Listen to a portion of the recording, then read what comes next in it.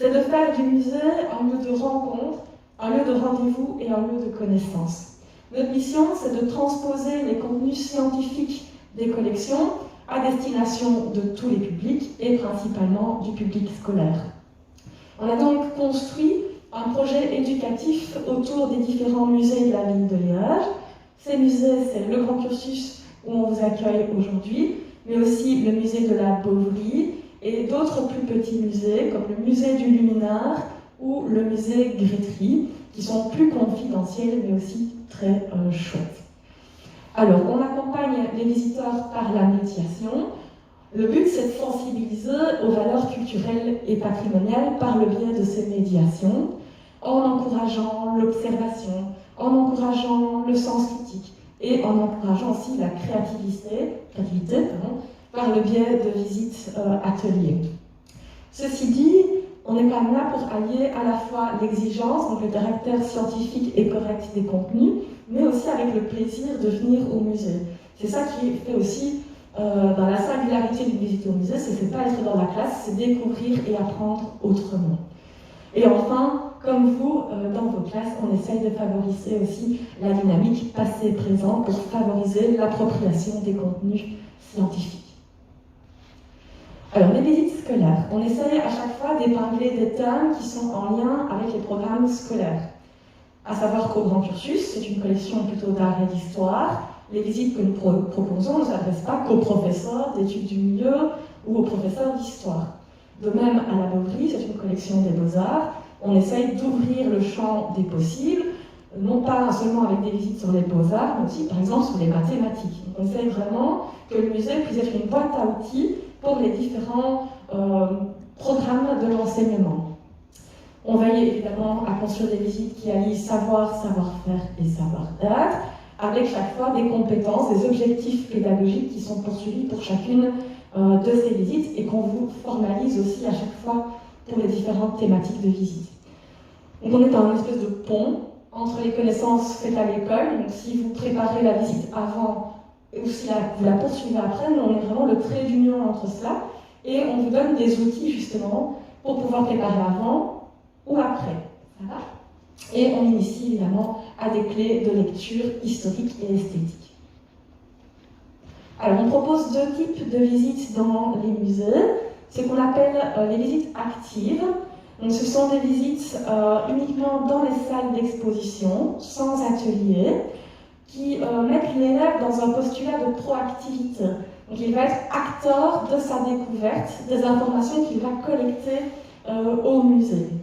Et l'autre type de visite, ce sont les ateliers découvertes qui combinent une première partie sous forme de visite active avec un atelier plastique où là, au contraire, on va mettre la compétence de savoir-faire en action. Alors, est-ce qu'il y a des gens qui sont enseignants en maternelle? Non? On va passer à la maternelle. Pour ceux qui suivront notre vidéo, vous trouverez toutes les animations maternelles dans la brochure. Est-ce qu'il y a des enseignants en primaire? Oui, magnifique, bien.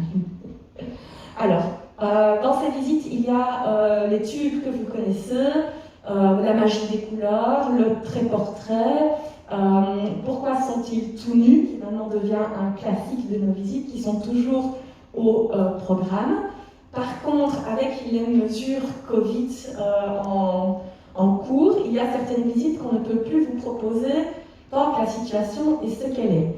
Notamment l'activité creux et bosse autour de la sculpture et de la troisième dimension demande trop de promiscuité, on ne sait pas respecter les distances sociales avec les enfants, donc on ne vous la propose pas cette année.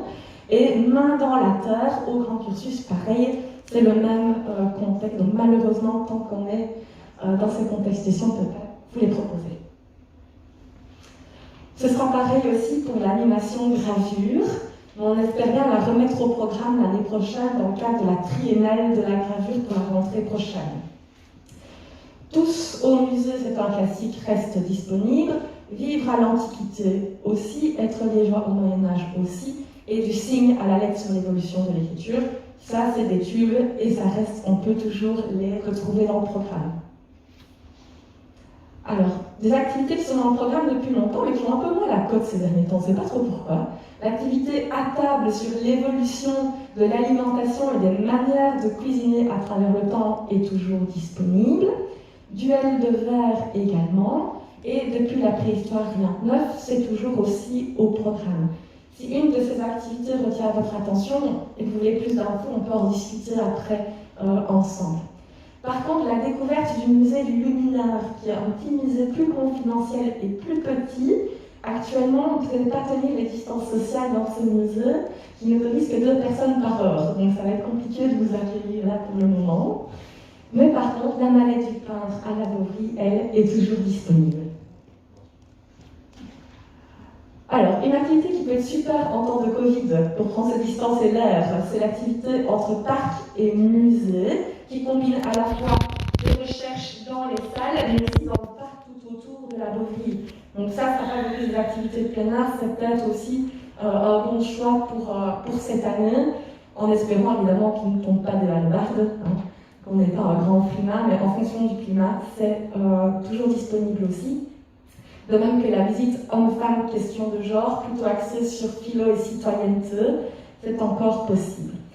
Alors, on propose également des nouvelles visites qu'on a conçues pour vous pendant le confinement, notamment la sculpture en mouvement. C'est une visite active qui permet d'appréhender la 3e dimension et comment on va réussir à donner le sentiment du mouvement à travers une sculpture qui est figée. Donc c'est une visite qui permet de voir de manière chronologique, donc on a choisi des sculptures de différentes époques, comment cette manière d'insuffler le mouvement évolue. Comme c'est une visite active, on va mettre les élèves en situation de découverte par eux-mêmes. Il y a du mime, il y a des choses à dessiner, à croquer dans les salles, donc il y a plein de petites activités à chaque étape, à chaque sculpture pour découvrir les spécificités de la mise en mouvement.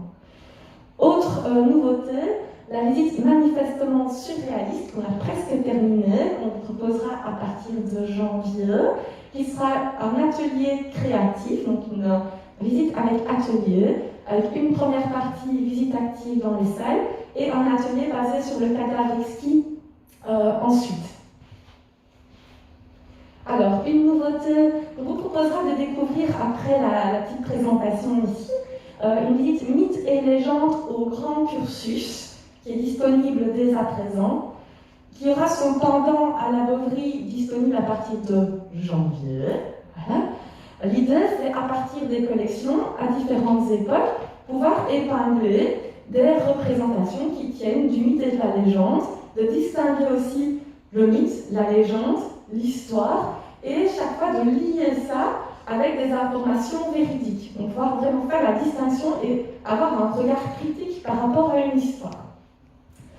L'expression des sens sera aussi une nouveauté à partir de janvier, à partir d'une découverte des 5 sens, comment utiliser ces 5 sens au musée pour découvrir les œuvres. Et enfin, cet abstrait qui reste lui aussi toujours disponible. Ça, c'était pour le fondamental, le secondaire inférieur. Oui, voilà. Je m'embrouille. Alors, pareil, pour le secondaire inférieur, qui est enseignant dans le secondaire inférieur? Oui. Okay. Il y a déjà beaucoup de choses que tu connais. Donc les mesures Covid s'appliquent aussi sur creux et bosses et sur gravé et multiplié. On a quelques nouveautés, je pense. Tu peux avancer un peu. Donc c'est pareil aussi pour le Mouloum et pour le musée Grétry, qui est trop petit aussi pour pouvoir accueillir. Tu peux avancer. Dans les nouveautés, il y a plongé dans la galerie noire à partir de janvier, également aussi, sur la spécificité de cette galerie noire qui conserve des œuvres sur papier. Donc pourquoi est-ce que c'est fragile? Comment est-ce qu'on les conserve? Quel type d'œuvres sur papier on peut rencontrer? Donc c'est plutôt une visite axée sur la technologie et la conservation. Autre nouveauté, c'est la couleur dans tous ses états, une visite active aussi, sur l'histoire de la perception des couleurs. Donc, comment est-ce qu'on perçoit la couleur à l'Antiquité, comment les différences sont faites avec le Moyen-Âge, à la Renaissance, les découvertes scientifiques qui vont permettre de changer cette perception des couleurs et comment les artistes vont jouer avec cette perception scientifique de la couleur. Oui.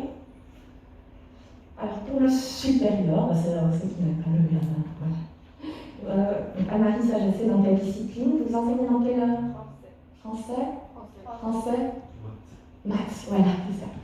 Alors, les mêmes recommandations pour les mêmes activités. Donc, Curibos, impossible pour l'instant, travail multiplié, impossible. Par contre, on garde les tubes comme apprendre à voir, qui s'adresse très bien d'ailleurs pour le cours de français, puisque c'est apprendre à utiliser une grille d'observation systématique devant les œuvres pour pouvoir tirer un jugement face à ces œuvres. Ouais, ça tombe bien. C'est juste ce qu'il faut. Ça va? Et l'idée, c'est, à partir de cette même grille, de pouvoir distinguer par soi-même les évolutions par rapport au contexte. Ça va? Très portrait reste toujours disponible aussi. Ça aussi, ça fait bien pour le cours de français, puisqu'on peut traiter du portrait sous différentes disciplines.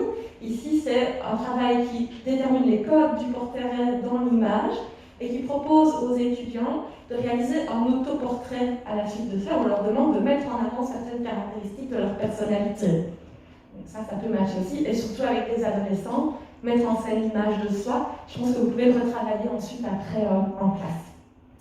Le siècle des Lumières peut aussi très bien s'insérer dans le cadre du cours de français, puisque à travers la collection 18e au grand cursus, avec quelques objets choisis, on en voit 4 ou 5 dans le parcours, donc peu d'objets, mais qui vont permettre de pouvoir planter tout le décor du siècle des Lumières, l'encyclopédie, l'intérêt pour les sciences, les développements des typologies, l'aspect documentaire vont pouvoir être explorés à travers cette visite. Témoin du passé au grand cursus, c'est un peu comme apprendre à voir, mais à partir des objets de la collection du grand cursus. Et cet abstrait, qui est aussi une littérature qui peut marcher aussi pour le cours de français, comment l'abstraction apparaît, quel est le concept derrière l'abstraction, pourquoi sociétalement ça arrive à ce moment-là, avec une exploration formelle ensuite en atelier. Alors, on propose aussi des formations pour les enseignants et les futurs enseignants, notamment une nouvelle qui s'appelle le musée d'une boîte à outils pédagogique. Tu peux avancer maintenant? Voilà. Le musée, une boîte à outils pédagogique au grand cursus. C'est une visite qui vous permet de comprendre en workshop comment on construit, comment on exploite la collection muséale dans le cadre d'une construction de séquences scolaires. Cette formation, on vous la propose par l'IFC. On vous a indiqué ici le code de cette formation et les 2 dates auxquelles elles sont proposées. Si vous n'avez pas de quoi noter, tout ça, on peut vous renvoyer par mail, hein, ça va? Okay. Autre piste intéressante pour vous continuer à vous former, c'est le Centre de littérature jeunesse. Je vois que ma collègue, d'ailleurs, Sandrine Valde-Castel, vient de passer la porte. C'est elle qui dirige ce centre de littérature jeunesse et le fonds patrimonial liégeois à la bibliothèque Ulysse Capitaine. Alors cette bibliothèque Ulysse Capitaine, elle est située maintenant sur la dalle Saint-Georges, où il y avait avant le musée de la Wallon, au-dessus de l'ancien Décathlon. Ça va? Alors ce centre de littérature jeunesse, en quoi est-ce que ça peut vous intéresser, vous, enseignants? Parce que c'est un fond où vous allez pouvoir trouver toute la documentation qui va vous permettre de construire vos séquences. Des choses que vous ne trouverez peut-être pas dans d'autres bibliothèques. Et d'autre part aussi, vous pouvez faire des visites de ce fonds patrimonial liégeois avec vos écoles. On va y revenir aussi pour comprendre comment on fait une recherche en bibliothèque, des visites aussi sur des thématiques particulières au sein de la bibliothèque. J'en viens aux expositions temporaires de cette année.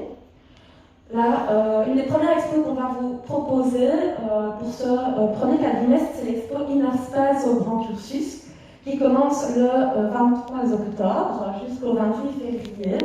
Inner Space, c'est un collectif d'artistes contemporains, principalement liégeois, que l'on a invité à revisiter les collections du grand cursus. Ils vont donc s'installer avec des interventions de différentes natures, différentes disciplines au sein des collections. Certains vont s'intéresser à l'architecture du bâtiment, d'autres vont s'intéresser à l'objet pour ce qu'il a d'esthétique, d'autres encore s'intéressent à l'objet pour son caractère historique, et ils vont transposer ça dans une création personnelle. Vous avez reçu peut-être au prix le dossier pédagogique de cette exposition dans vos sacs, qui propose déjà certaines pistes à exploiter avec vos étudiants. Je pense notamment entre autres à un artiste qui s'appelle Ashore, qui traite de la colonisation, et notamment du village nègre à l'Expo 58. C'est un peu du pain béni, là, ça pour vous. Ça va, donc on peut vraiment traiter de thématiques d'actualité encore autour de ça. Et il y aura des visites actives pour les 14-18 ans proposées dans cette exposition. Alors, on a posé la question déjà tout à l'heure. On en vient à l'exposition Warhol The American Game Factory à la Bovary. Alors, c'est un contexte un peu particulier car ce n'est pas notre équipe de médiation qui guide dans cette exposition. Nous avons réalisé le dossier pédagogique, mais les visites sont faites par des guides extérieurs et les visites se réservent auprès de Tampora, qui est l'opérateur culturel qui a monté cette exposition. Alors, le tarif est différent aussi que ce qu'on vous propose nous d'habitude. L'entrée, c'est 6 € par élève. Le premier prof accompagnant pour 15 élèves est gratuit, sinon, si vous venez à 2 accompagnants, le deuxième paye 6 € aussi. Et si vous souhaitez une visite guidée, c'est 95 €. Voilà. Si vous avez les sous pour faire ça et que vous voulez une visite guidée, dites-le nous, on peut vous conseiller des guides compétents pour vous faire une bonne visite. C'est un peu le poker, là. Ça va? Je ne peux pas le dire. Donc, n'hésitez pas à revenir vers nous. Ça va? Parallèlement à cette expo Canon de la Bovary, cette année, on va proposer aussi au Grand Cursus, en parallèle à cela, une exposition Andy Warhol by Tipex, qui commencera fin octobre, c'est le 30 octobre, finalement la date a été arrêtée cette semaine. Alors Tipex, c'est un auteur de bande dessinée underground néerlandais qui a réalisé un roman biographique autour de Warhol. Et ce roman biographique est divisé en 10 chapitres. Chaque chapitre, c'est un moment clé de la carrière de Warhol qu'il a illustré en changeant de style. Et ce style est chaque fois en adéquation soit avec ce que Warhol fait à ce moment-là de sa carrière, soit avec la pop culture américaine de cette période-là. On va exposer ici les planches originales de cet artiste, ainsi que des impressions sur Dibond, ce qui permettra de retracer la carrière de Warhol avec une interprétation de son travail de manière graphique et esthétique. Donc si vous n'avez pas la possibilité d'aller voir l'expo Warhol à la Bovary, ou si vous voulez un complément de celle-ci, nous on vous encourage vivement aussi à venir découvrir cette exposition-là. Il y a un dossier pédagogique que je suis en train de terminer, qui accompagnera l'expo, et des visites prévues aussi pour les 8-18 ans, avec 2 options de visite atelier, soit autour du strip et de la bande dessinée, je pense au cours de français, ça peut être super, soit à une exploration du monotype, je pense aux profs du fondamental, ça peut être sympa aussi d'explorer cette technique d'impression unique qu'est le monotype. Parallèlement, on en revient aux recherches documentaires à la BUC, dans le fonds patrimonial liégeois.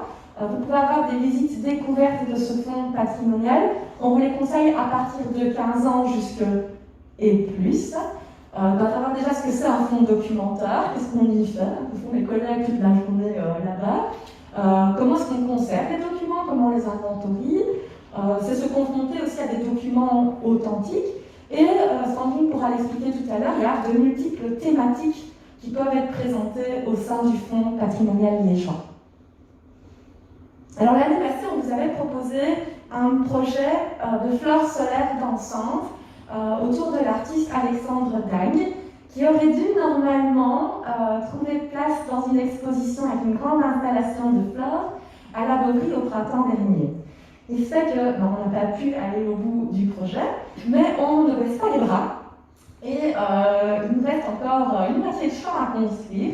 Donc on compte sur vous On peut replanifier des ateliers de réalisation de ces fleurs animées par des moteurs solaires.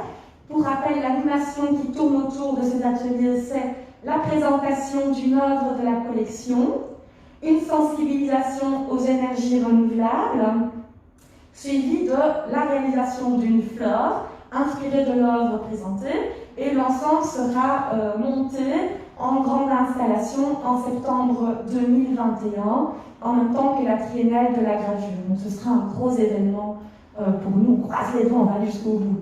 On y croit. Oui, la pub qu'on a déjà dit. Voilà.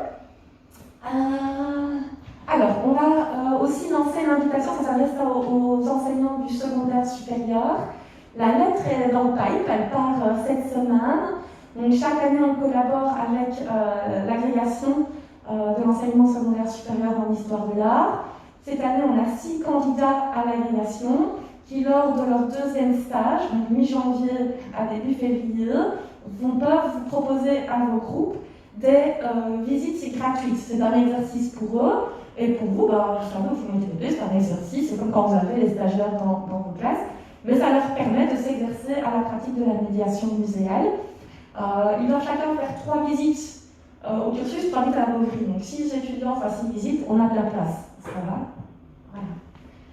Et autre projet cette année, c'est un projet que l'on mène avec Philocité, une ASBL que certains connaissent peut-être. C'est une ASBL avec des philosophes qui font de la médiation à partir de la philosophie. On collabore régulièrement avec eux. Cette année, on proposera pour l'enseignement secondaire supérieur aussi des visites qui sont plutôt des laboratoires esthétiques et philosophiques. Comment aborder une œuvre à travers la sémiotique, le visuel thinking stratégique et l'esthétique et philosophie de l'art. Et on prendra 2 classes seulement pour ce projet, avec 4 animations à prévoir sur l'année. Donc ça, par contre, les classes seront un peu plus chères. Voilà. Alors, on vous propose des outils pédagogiques, donc les dossiers pédagogiques des collections permanentes. Vous avez pu prendre celui sur le grand cursus aujourd'hui. Si vous souhaitez celui sur la Beauvry, il est disponible gratuitement en téléchargement sur le site de la Beauvry ou sur le site lesmusésdeliège.be. Des dossiers pédagogiques d'exposition temporaire.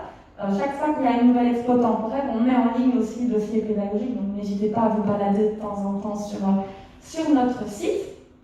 Et lorsque vous réservez une des visites qu'on a vues dans le programme, à la réservation, vous recevez la fiche compétences avec les compétences et les objectifs poursuivis par la visite, si vous devez justifier la sortie auprès de votre direction. Et d'autre part, vous recevez un mini-dossier pédagogique avec les contenus théoriques de l'animation, ainsi que des pistes d'exploitation en classe. Donc ça, c'est lors de la réservation. Alors, comment réserver? Tout se passe avec Véronique. Vous réservez, donc vous remplissez notre formulaire en ligne. Ce formulaire, vous le trouvez sur le site de la Beauvry, sur le site du Grand Cursus ou sur le site lesmusésdeliège.be. Vous remplissez ce formulaire qui est un formulaire de pré-réservation. Véronique traite votre demande et elle essaie de le faire le plus rapidement possible. Ça va, mais elle est toute seule et avec une partie de télétravail. Donc c'est pas toujours facile pour le moment. Et lorsque vous recevez la confirmation de Véronique, vous ne sortez surtout pas de sous tout de suite quand vous venez. Vous recevez une facture à l'école. Ça va? Alors, quels sont les tarifs? Alors, dans les musées de la ville de Liège, les collections permanentes sont gratuites pour tous les jeunes de moins de 26 ans. Donc, votre entrée est gratuite. Et l'animation, lorsque vous faites partie d'un établissement scolaire de ce qu'on appelle la métropole liégeoise, qui équivaut au Grand Liège, c'est 1 € par enfant. Si vous êtes hors de ce périmètre géographique, c'est 65 € pour une classe de maximum, pour le moment, 20. Sinon, en temps normal, 25. Ce qui fait 3,33 € par muchachos. Ça va? Alors, j'en viens aux mesures Covid, qu'il faut quand même bien évoquer avec vous. On est soumis à une jauge. Donc, on ne peut prendre qu'un certain nombre de visiteurs par demi-heure dans nos salles. C'est pour ça qu'on vous encourage aussi à bien réserver vos visites à l'avance, qu'on puisse prendre vos groupes dans la jauge.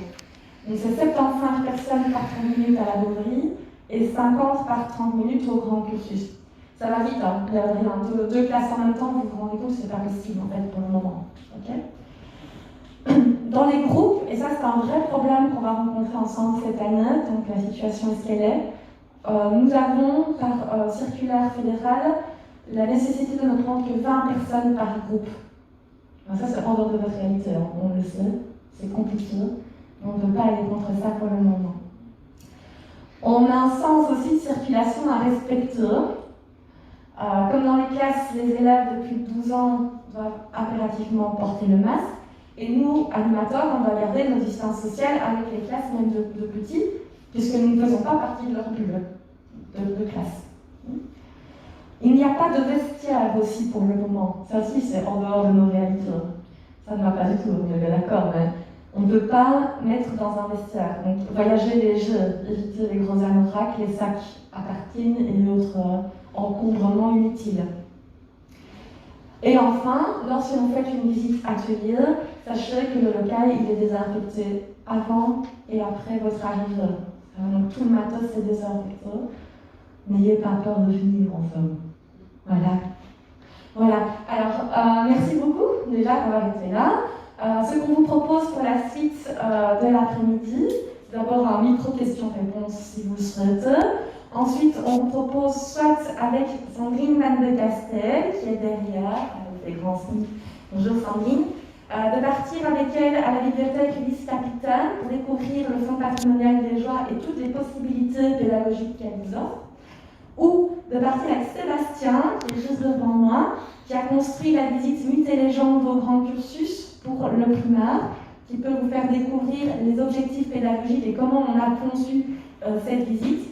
Et pour les autres, on peut découvrir avec moi la visite pédagogique sur les armes, qui est plutôt orientée philosophie et citoyenneté. Voilà, merci.